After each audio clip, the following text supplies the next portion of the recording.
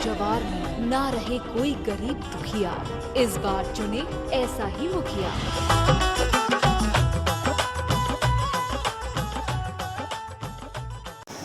पंचायत चुनाव के महा कवरेज में आज हम आए हैं झरिया पंचायत के सरिता देवी मुखिया प्रत्याशी हैं दूरबीन छाप पर। इनके पति भी मुखिया रह चुके हैं। आइए इनसे बात करते हैं सीधी सीधी। सरिता देवी, ये चुनाव लड़ने का विचार कहाँ से आया? हमको पंचायत से। आगे चुनाव क्यों लड़ रही हैं आप?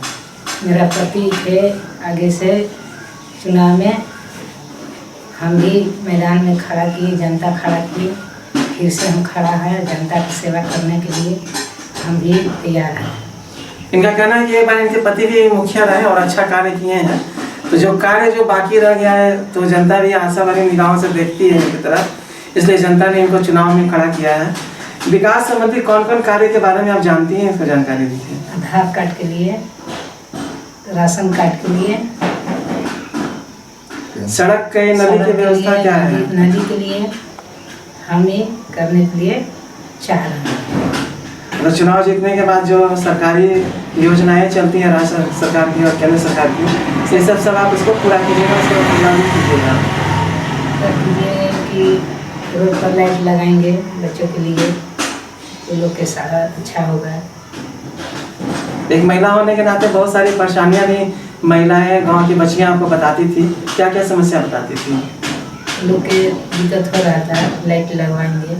अच्छा, लाइट लोग के साधन होगा।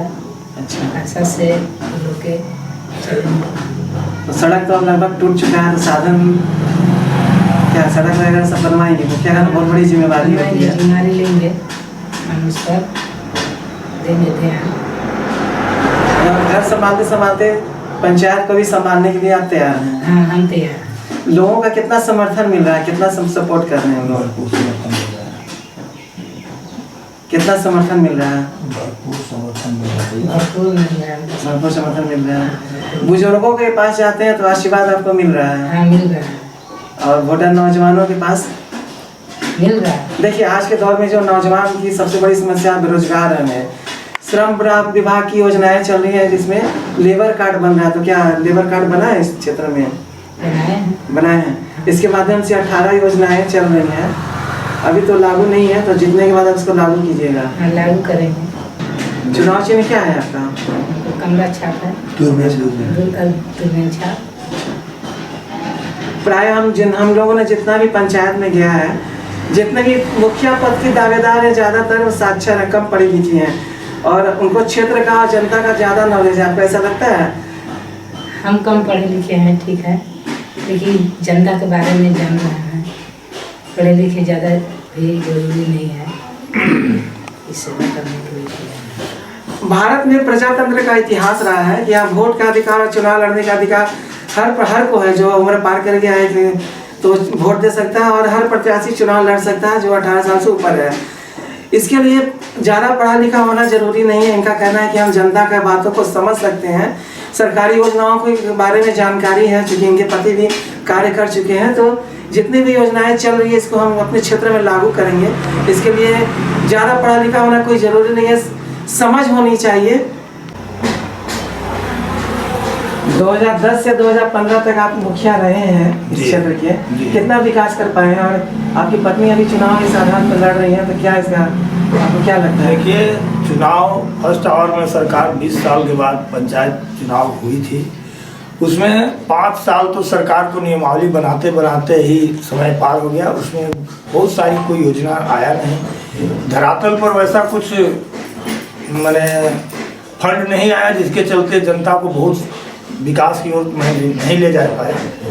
लेकिन जो परिस्थिति है, इस बार 2015 तक हमने चुनाव में थे, वैसे में बहुत सारी योजना नहीं था सरकार का, और उसके बाद जो योजना आया है, तो जो वर्तमान मुखिया थे वो अपने अनुरूप कार्य किए।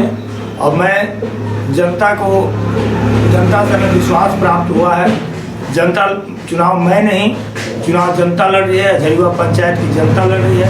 हमारे ग्राम झरिया के तमाम लोग एकत्रित होकर के चुनाव लड़ा रहे हैं। चुनाव मैं नहीं, खुद जनता लड़ रही है, इसलिए जनता का आशीर्वाद भरपूर मिल रहा है।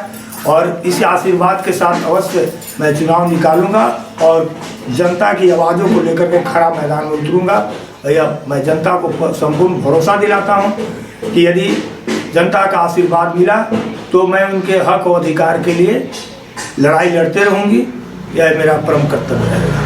हम लोग जितने भी पंचायत में गए हैं, ज़्यादातर जो कमजोर प्रत्याशी हैं वो जात पात पर ज़्यादा ध्यान दे रहे हैं। आपको क्या लगता है?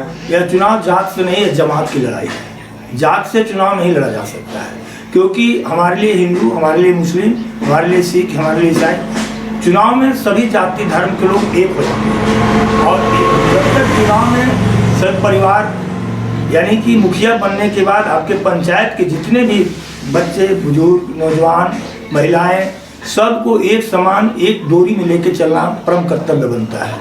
मुखिया को किसी जात पात से कोई मतलब नहीं होता। आपका क्षेत्र में छवि व्यवहार कुशल की रही है, इतना कुछ सुनने के बाद जनता से समर्थन मिलने के बाद कैसा लग रहा है? बहुत अच्छा मिल रहा है। चुनाव मैं तो बोला कि चुनाव मैं नहीं लड़ रहा, चुनाव जनता लड़ रही है। मैं चुनाव यह गांव झरीवाल लड़ रहा है, पंचायत झरीवाल लड़ रहा है। मैं नहीं, मुझे तो जनता खड़ा किया कि आप चुनाव लड़िए, मैं आपके साथ। जनता से क्या अपील करना चाहिए? जनता से ही अपील करेंगे कि चुनावी समर है, चुनाव आया है, किसी की बहकावे में ना आए। आप एकमात्र चुनाव चिन्ह दूरबीन छाप के घेरे में मुहर लगाएं और वर्तमान मुखिया प्रत्याशी सरिता देवी मेरी धर्मपत्नी है, उन्हें विजय बनाएं और आपके अनुरूप आपके आशा विश्वास के साथ मैं आपसे खड़ा उतरूंगा।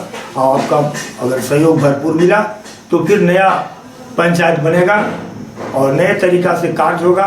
जैसे कि अभी पूरा अंधेरा का सामना करना पड़ता है, कहीं लाइट नहीं है तो कहीं पोल पर बिजली, एक भी पोल पर लाइट नहीं है और अंधेरा ही अंधेरा रहता है। वैसे में बहुत तरह के आप जैसे देख रहे हैं, चारों तरफ कोई विकास का नजर नहीं आ रहा है। शुभ नाम आपका? मेरा नाम शुभ नाम रतेश बैठा और मैं 2010 से 2015 तक मुखिया रह चुका था।